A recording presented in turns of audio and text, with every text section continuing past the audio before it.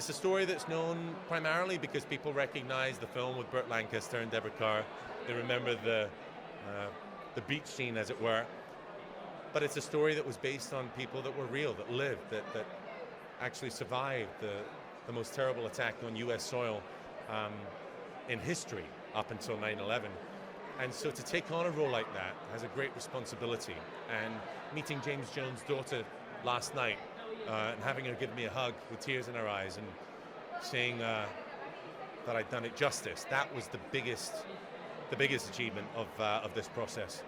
We've been very lucky because we've been given free rein. When they made the film, it was back in the 50s, and of course there was all sorts of censorship that happened in those days, but beyond that, Columbia Pictures were banned from going into the deeper details of the James novel.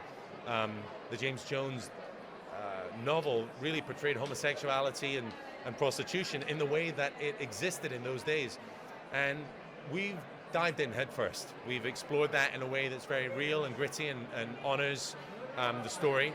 And so the nudity, the swearing, the fighting, the death scenes, the violence, the portrayal of the torture that went on to those men that didn't march to the beat of the American Army's drum and who wanted to have a bit more freedom.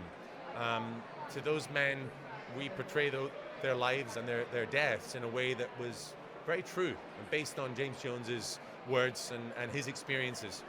And for that, we're very lucky. So we've been given free rein. It hasn't been without some of the older audience walking out. Maybe some of the nudity and the swearing and the scenes of explicitness have been too much for them, but a younger audience and an audience that have loved the film and wanted to see more have been giving us standing ovations, and for that we're all grateful.